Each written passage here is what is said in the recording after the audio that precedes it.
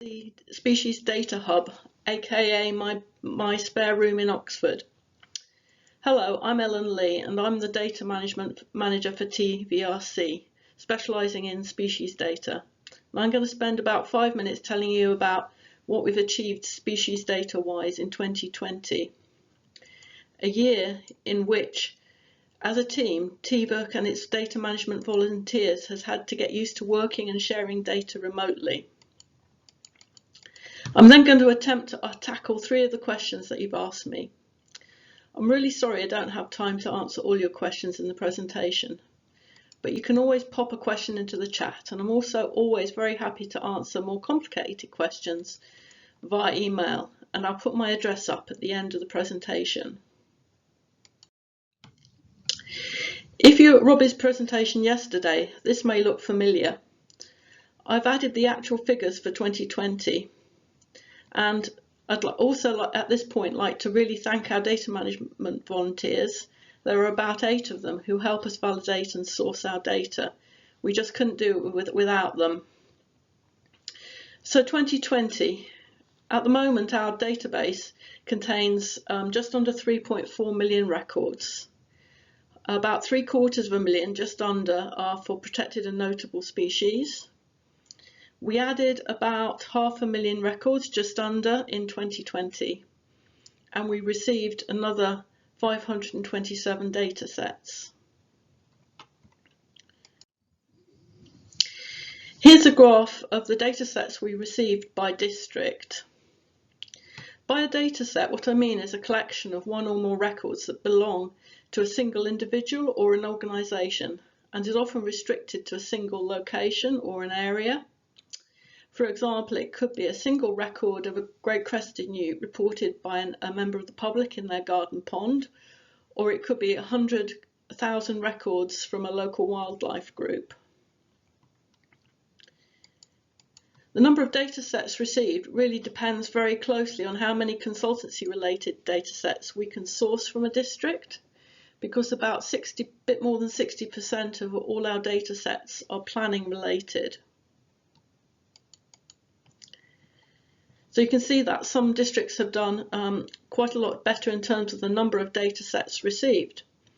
But I'll now swap over to a graph of the number of records actually imported into our database by district. You'll notice that the districts with large numbers of data sets haven't necessarily gained large numbers of records. For example, Reading Borough Council. This is because consultancy reports, etc., contain small numbers of records of species that are of importance to the planning process, but don't generally add up to large volume of records. The larger number of records, and about 70% of what we add to the database, come from individual local recorders and recording groups, and the records that they contribute to largely to national and online recording schemes. These also cover a much broader range of taxa than the consultancy records. Okay, so the first of my questions. What is the most interesting record that you've ever had? This is a really difficult question. Thinking about it, I reckon that I probably dealt with about 2 million individual records during my time at TVERC, so there's an awful lot to choose from.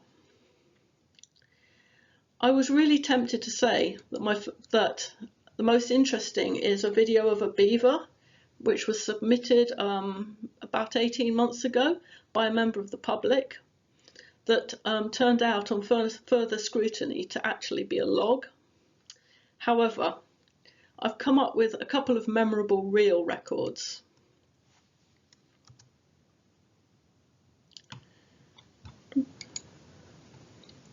Here's the first one.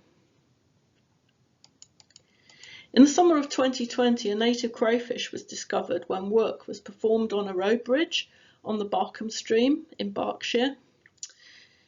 For a long time before that, it was believed that the native crayfish was extinct in Berkshire, and this was the first actual record for about 20 years.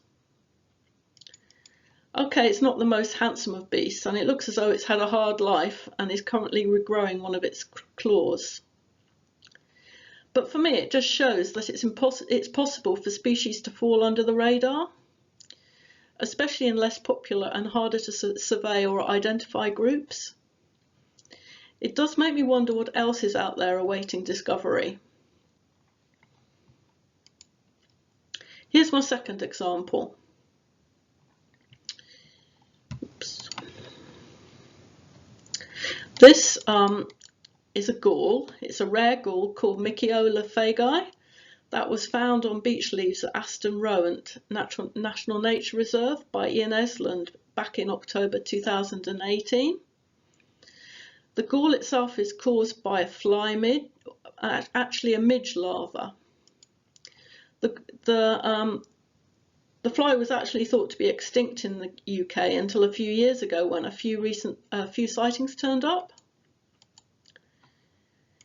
I like galls anyway because I think they're really fascinating. I just find it amazing that the fly larva manages to hijack the machinery in the cell of the beech leaf to create this amazing gall, which is not only shelter for it, and it's also food. But what's more, apart from being practical from the perspective of the midge larva, it's also really, really beautiful.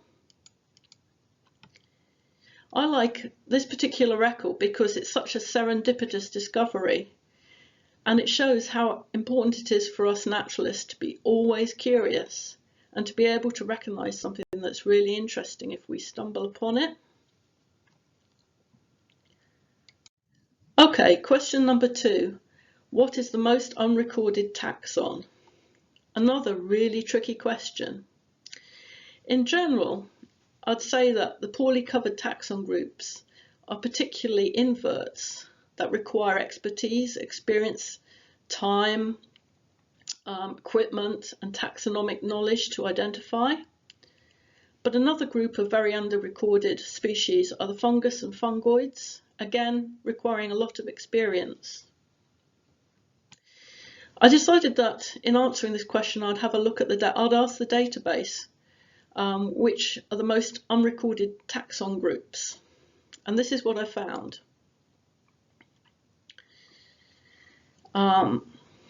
Quite an interesting collection of obscure taxon groups, I think you'll agree. We only have single records of two-pronged bristletails, roundworms, twisted wing insects, whatever they are, but even fleas we only have 6 records for. And the question I want to ask is this important? Yesterday, Mark Botham gave us a really good quote about species. He said, "Species are to ecosystems what rivets are to a plane's wing." So I wondered to myself, how important are these particular rivets? Well, it's difficult to tell, but at the present time, I would say probably not that important. We don't have people bashing on our doors wanting to know about sponges, bacteria or quillworts. But it's important to bear in mind that we never know what's going to become important in the future. And so it would still be very good if we could get some more records of these groups. However, you asked me what was the most under-recorded taxon. So I have another couple of suggestions. My first is this fellow, the yellow-necked mouse. Turns out we've only got 81 records in the database, and most of those are for records of dead mice, unfortunately. Reason for this is because this mouse is really hard to tell from an ordinary wood mouse. And basically, we only get records from 2 sources. Mice that have been killed probably by cats and brought into the house, and their owners report them, or they're found on the streets, or very occasionally in small mammal traps. So that's a species that, despite its size, is really not recorded very well because it's hard to ID. But my second choice of species might seem more surprising to you. Yes, it really is a rabbit. When I looked in our database, I discovered that we had less than 2,600 records of rabbits, which is pretty astonishing given how ubiquitous they are. And it made me think that maybe one of the reasons things are not very well recorded isn't just because they're hard to identify. It's because people don't think they're worth recording because they're too common. Another group of species that fall into this category very much so are invasive species. Things like Himalayan balsam and Japanese knotweed. We only have about 4,000 records of these kind of species in our database. And that leads me on very neatly to my last question. Are some records more useful than others, or should we just record everything? My answer is it depends, and I'm sorry that's not a very useful answer, I know. So let me give you a couple of examples. Let's start with planning issues. If I'm interested in a planning application, making one or defending against one, or indeed if I'm a local planning officer trying to adjudicate a planning application, I'm generally only interested in a rather small suite of species. What I'm really interested in are things like bat roosts, barn owl roosts, breeding birds in general, badger sets, great crested newts, hazel dormice, native crayfish and water voles. So if we were a record centre that only dealt with planning issues, then I would definitely say some records are more useful than others. Please go and record these species. However, we're not. Let's ask a different question. What if I want to know about habitat? I want to do habitat assessment, land management or site protection. What do I need to know under these circumstances? Basically, I need to know everything, even common species, even invasive species. Everything's important in understanding what a habitat is, how to manage the land, and what the value of the site is. So two different questions and two different answers. I'd also like to remind you about this butterfly. When I was a nipper in the late 1960s, yes, late 1960s, I used to catch this beast with my butterfly net. It's a wool brown butterfly, and since that time it's done really rather badly.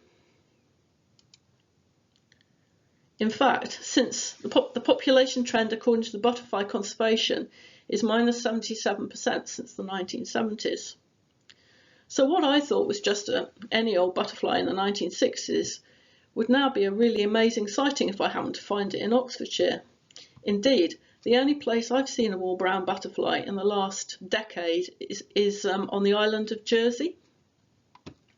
So I think the moral of this story is that it's important to record everything because you never know what's going to be important in the future, especially at a time when there's climate change, when there's rapid change in land use.